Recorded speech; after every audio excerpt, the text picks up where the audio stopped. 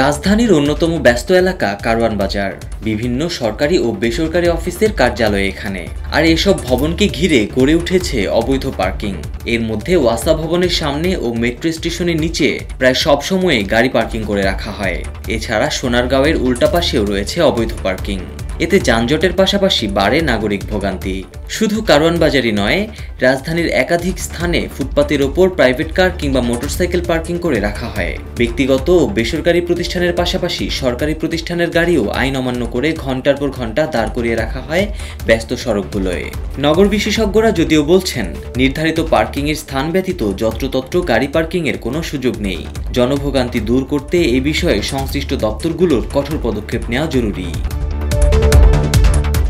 Bangla motor থেকে মগবাজার যেতে পুরো নিউ ইস্কাটন সড়কের দুই পাশে অসংখ্য মোটরসাইকেল ও গাড়ির যন্ত্রাংশের দোকান। প্রায় সব দোকানের সামনেই অবৈধভাবে গাড়ি পার্কিং করে চলে মেরামতের কাজ।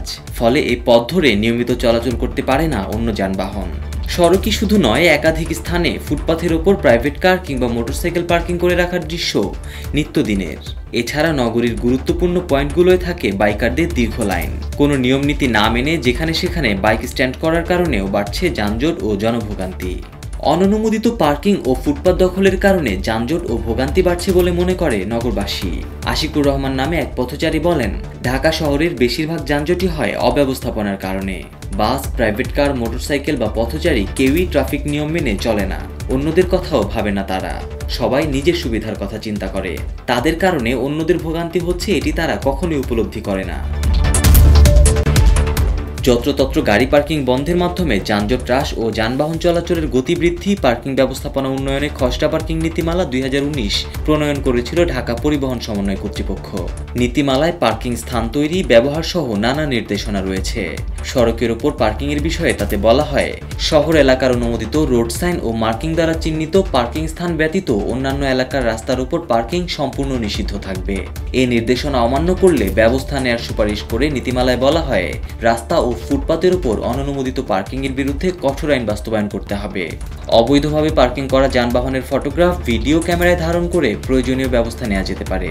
যদিও জনগুরুত্বপূর্ণ সেই নীতিমালা এখনো বাস্তবায়ন হয়নি। এ বিষয়ে জানতে চাইলে ডিটিসি এর নির্বাহী পরিচালক অতিরিক্ত সচিব নীলিমা আক্তার বণিকবার তাকে বলেন, আমরা খসড়া নীতিমালা প্রণয়ন করে দিয়েছি, এটি এখনো মন্ত্রণালয়ে রয়েছে, তারা বাস্তবায়নের সিদ্ধান্ত নেয়নি।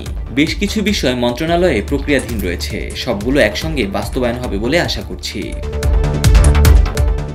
বুয়েটের অ্যাক্সিডেন্ট রিসার্চ ইনস্টিটিউটের সহকারী অধ্যাপক কাজী মোহাম্মদ সাইফুন নেওয়াজ বণিকবার তাকে বলেন, সড়কে দুই রকম অবৈধ উপায়ে গাড়ি পার্কিং হচ্ছে।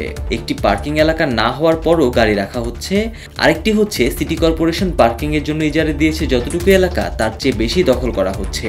এটি সিটি কর্পোরেশনের দেখা উচিত। ঢাকা শহরে রাস্তা কম, এরপরও এসব রাস্তার অধিকাংশই অবৈধভাবে দখল হয়ে যায়। অবৈধ পার্কিং ও ফুটপাত দখলের বিষয়ে ঢাকা দক্ষিণ সিটি কর্পোরেশনের প্রধান নির্বাহী কর্মকর্তা ডক্টর মোহাম্মদ জিল্লুর রহমান বলেন, স্থায়ীভাবে এই সমস্যার সমাধান করা যাচ্ছে না। এসব বন্ধে আপাতত কোনো মাস্টার প্ল্যান নেওয়া হয়নি। সেজন্য প্রচলিত নিয়মে অভিযান চলছে, উচ্ছেদ হচ্ছে আবার দখল হচ্ছে। ঢাকা উত্তর সিটি কর্পোরেশনের প্রশাসক মোহাম্মদ এজাজ বণিকবার তাকে বলেন, সিটি কর্পোরেশনের আওতাধীন যেসব স্থান দখল হয়ে আছে সেগুলো উদ্ধারে নিয়মিত অভিযান চালাচ্ছি। দখলমুক্ত করার পর আবার সেটি দখল হয়ে যাচ্ছে।